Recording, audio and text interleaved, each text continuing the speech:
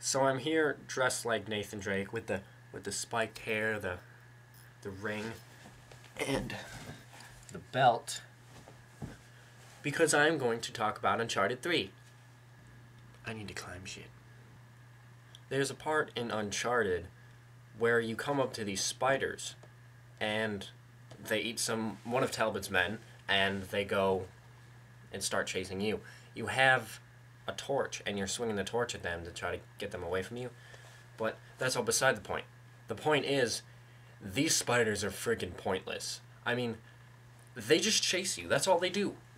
It's like Naughty Dog just wanted some freaking creature like the other two games had and threw in spiders because they didn't know what else to do. They're like, people hate spiders, let's chuck those in there.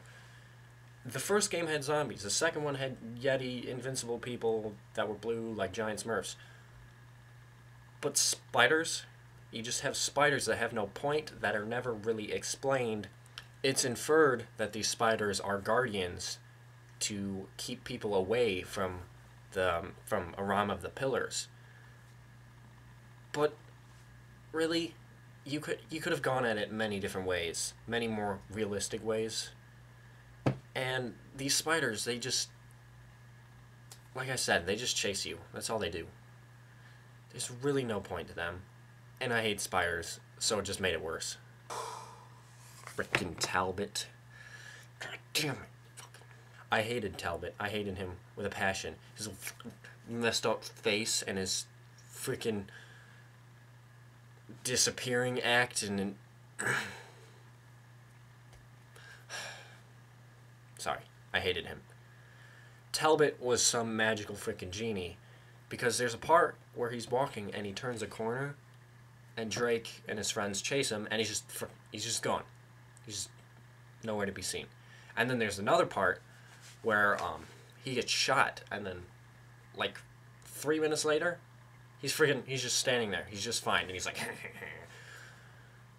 I understand, Naughty Dog, what you're trying to get at with the whole like spy thing, the whole echelon thing, but really, you don't explain any of it. You just fucking let him teleport and get shot and take giant dicks up the ass. I wish, because he was freaking annoying and he deserved it. But really, Talbot. The cruise ship. Yeah, that part was pretty awesome. Climbing around a cruise ship, sinking, freaking raining, then fucking crazy pirates just like, Habibi, shoot some shit, water flies everywhere, you almost die, you jump out, and then guess what? You end up back where you just were. This whole cruise ship part was pointless. You get captured from Yemen, taken to the ship graveyard, you fight your way to a ship, which then you of course sink, have to climb around on, and then you end up back in Yemen. You just drift back to Yemen on a piece of wood. Tell me, what the hell was the point of that? Maybe it was an excuse to have Drake gone for a couple days and Sully get captured and taken. But, again, there's better ways to approach that than sinking a freaking cruise ship. They could have included that in Uncharted 4, Atlantis Gone Wild, or some crazy, I don't know. To sink a cruise ship that really has no point, you just end up back where you were, that really pissed me off. I really thought when he woke up on the beach, he was going to end up, oh, I'm in the desert and Salim's going to help me. Then we're going to go find Sully and all that crazy shit. But no. No, he just ends up back in Yemen. It's like, what the hell? What was the point? Come on, Naughty Dog. You're better than that.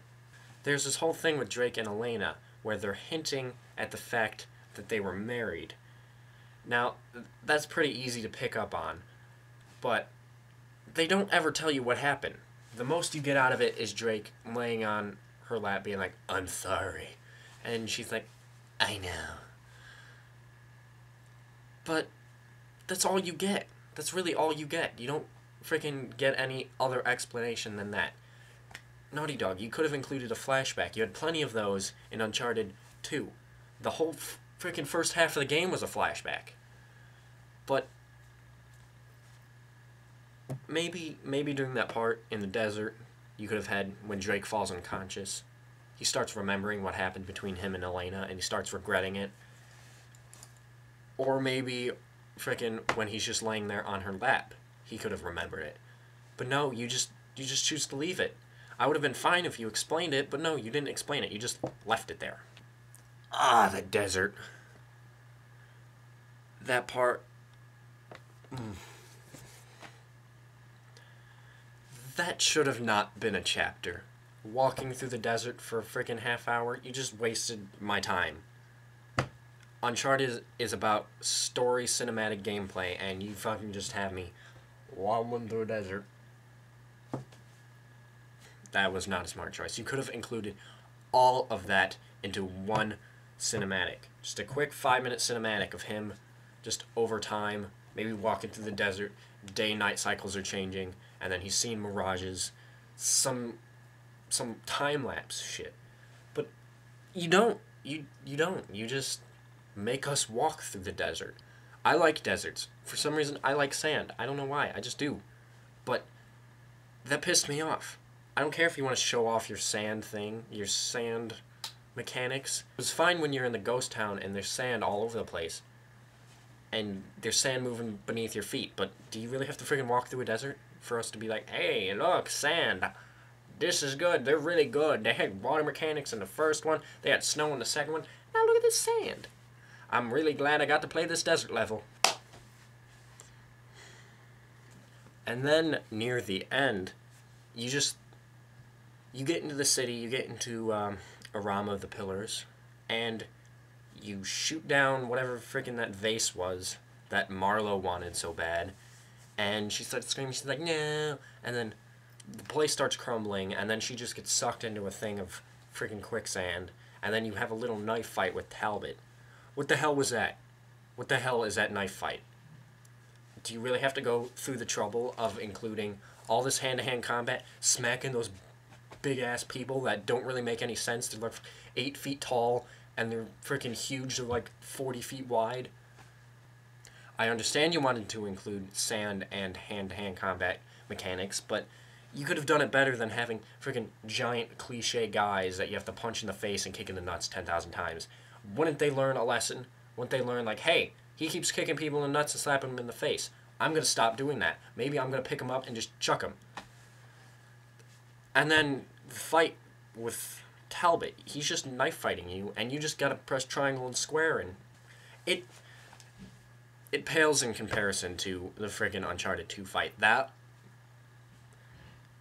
Uncharted 2, the last battle, was complete bullshit. But it made sense, and it was slightly enjoyable, and you got a sense of accomplishment for beating him. Talbot, you're just like, okay, I killed a little bitch with a knife. But then again, you are happy because you finally killed that frickin' son of a... I'm not going to get back on Talbot right now. I'm just going to leave it. I'm just going to leave that little fuck-face douchebag alone. Then he just falls, and then you escape, in the same manner that freaking Shambhala is destroyed in Uncharted 2. Uncharted 2, it did everything right. It introduced new things, everything in the story made sense, but Uncharted 3, it seems like they just threw things in there just to make it more cinematic and make it more awesome. Yes, it was awesome, but from an author standpoint, no, it didn't make any sense at all. Well, I guess that's all I have for now. Thank you for watching. I am Archangel, and if you liked it, then leave a like. I might make more of these, even though I can't think of any games right now that have... Actually, there are plenty of games where their plots don't make any freaking sense. I could make a... Not even gonna go in that. Yeah, thank you for watching. I am Archangel, and have a nice day. They didn't even detail his belt. Look at that. Look at that. Mine is more detailed than that.